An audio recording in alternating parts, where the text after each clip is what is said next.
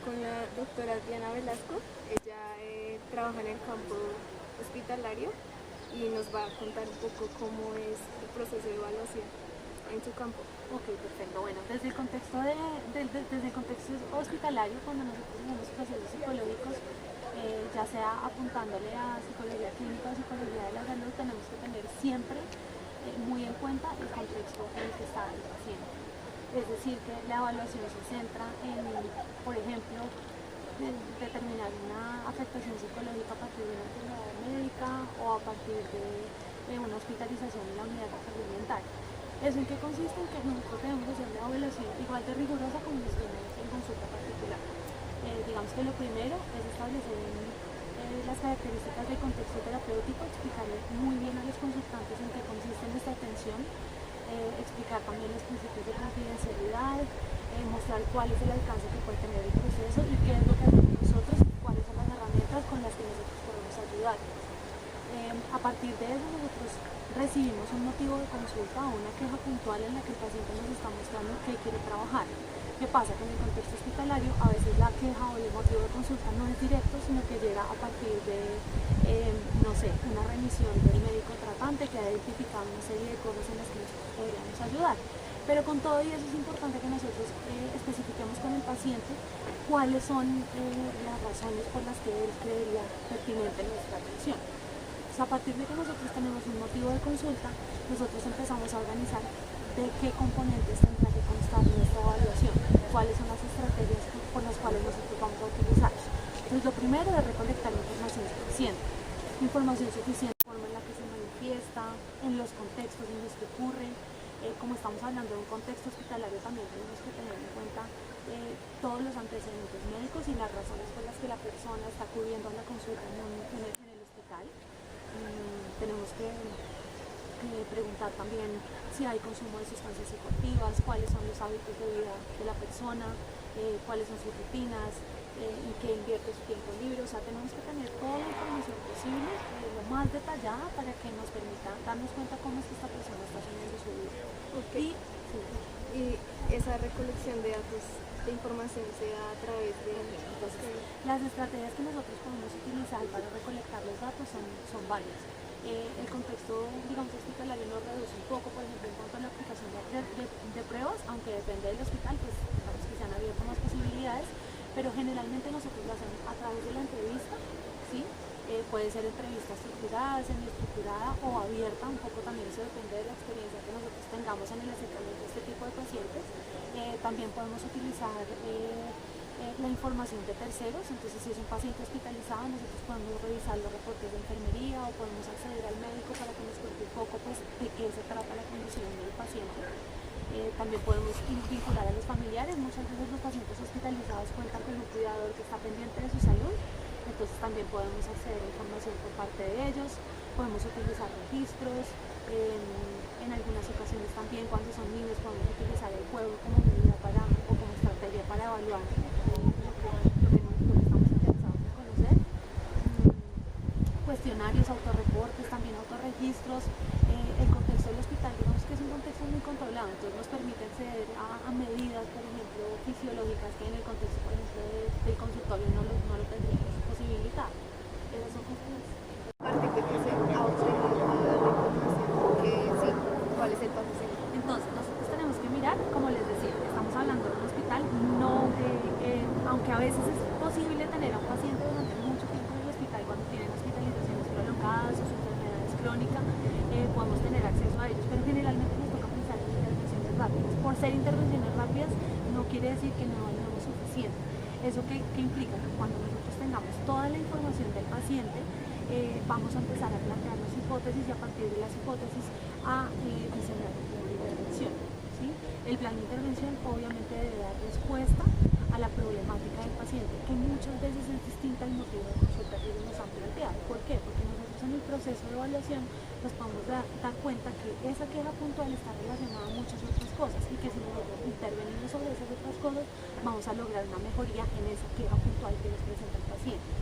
Entonces, a partir de nosotros tener claro las hipótesis, digamos que vamos que ya hemos contrastado con el proceso de evaluación, nosotros diseñamos nuestro plan de intervención y lo ponemos en práctica. Ok, pero ese plan de intervención siempre se centra en el paciente o también, digamos, puede trabajar en aspectos como periféricos Sí, puede paciente trabajar como tal. en aspectos periféricos, como tú dices.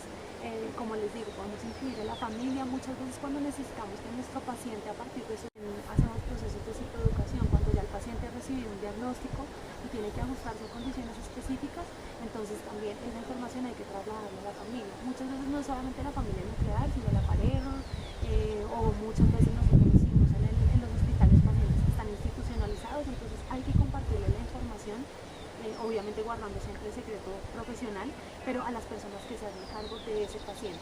¿Sí? Si es un paciente, por ejemplo, de adulto mayor que está en una institución, entonces los cuidadores van a tener que ayudarnos en ese proceso, digamos, de mejoría de la enfermedad.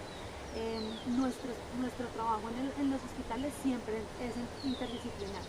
Entonces, muchas veces la intervención no viene solamente desde psicología, sino que se establece una intervención que implica como varios componentes desde otras disciplinas para potenciar el bienestar del paciente. Ok, ¿y cuáles serían esas disciplinas? Bueno, entonces como disciplinas, pues siempre, digamos que a la cabeza el médico tratante. Muchas veces nos encontramos con que los pacientes están bajo el cuidado del médico tratante general, pero también de los especialistas. Entonces, por ejemplo, en una unidad de salud mental estarían los psiquiatras, o en una unidad renal, o sea, dependiendo de la patología o de la situación por la que consume el paciente, tendrá un médico, digamos, a la cabeza. Las enfermeras son de gran ayuda para nosotros porque nos permiten generar necesidades de cuidado para el paciente, nos dan cuenta de cómo está el estado del paciente, nos ayudan a muchas veces a implementar algunas de las estrategias que nosotros hemos definido que son importantes. También podemos contar con fisioterapeutas, con fonoaudiólogos, con terapeutas respiratorios. Un poco depende de las características del paciente, se organiza un equipo interdisciplinar que pueda ayudar a su evolución positiva. Ok.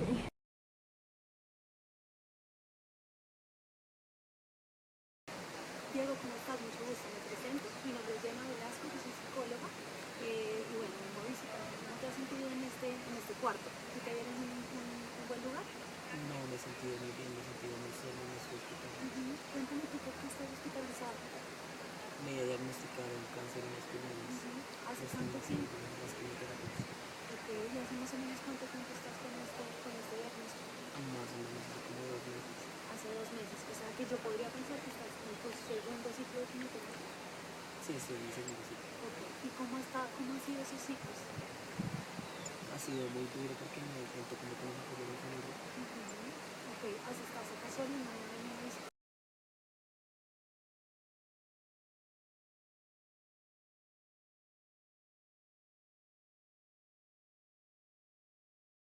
Todas las enfermeras, todo así. Ok, ¿tú por fuera del hospital con quién vives? No, yo vivo solo, como te digo, no cuento como con el apoyo de mi familia. Ok, sí, digamos que la razón por la que yo estoy acá, además de ofrecer mis servicios, es porque estoy hablando con algunas de las enfermeras y me comentan que efectivamente te han visto triste, te han visto solo. Necesitamos de alguna manera lograr que te sientas mejor. ¿Por qué? Porque tu estado de ánimo claramente va a influir en la forma en la que se desarrolla el tratamiento. Ahorita vas a estar otra vez en quimioterapia, entiendo que no te lo han puesto todavía, sino que son las próximas horas. Entonces necesitamos de alguna manera como subir el estado de ánimo porque